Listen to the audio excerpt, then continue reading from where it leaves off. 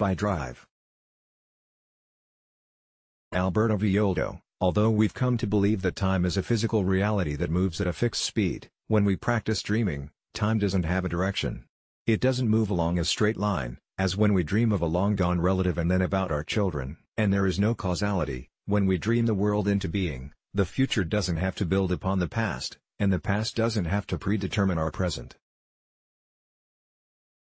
As we discussed in last week's blog, in sacred, non-linear time, the future as well as the past is available to us, and everything is happening at once.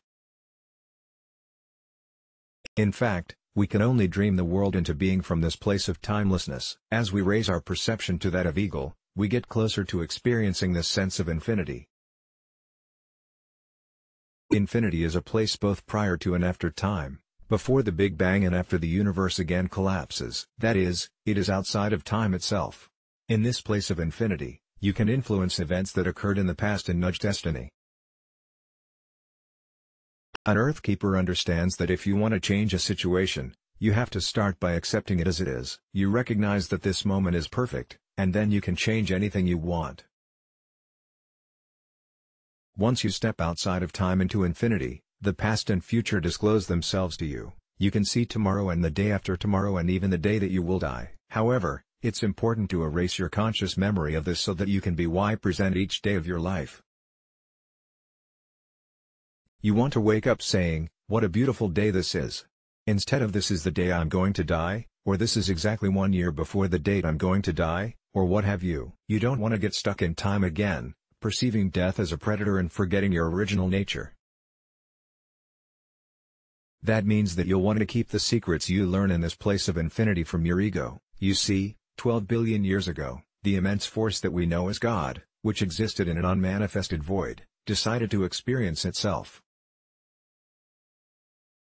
With a Big Bang, it formed all the matter in our universe, and then it continued to explore itself through myriad forms, from rock to grasshopper to moon to elephant. Yet since the immense force was omnipresent and omniscient, each of its manifestations also possessed these qualities.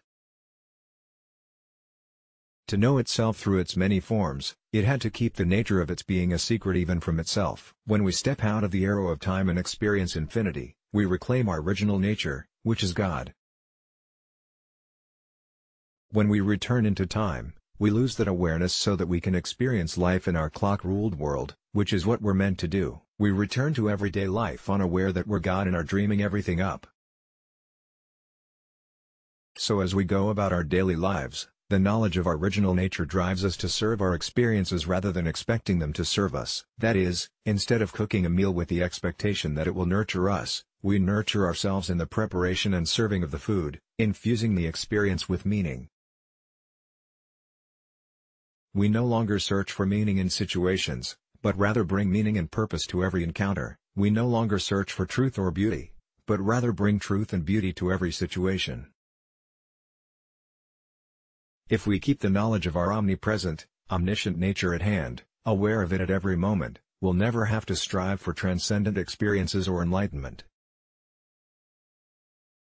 We'll know that everything we do is sacred, so we'll no longer search for meaning, truth, beauty, or purpose. We call off the search and bring beauty to every action and truth to every encounter.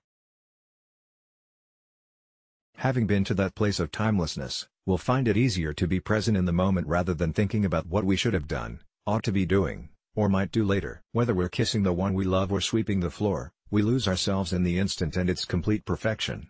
Let's block ads. Why?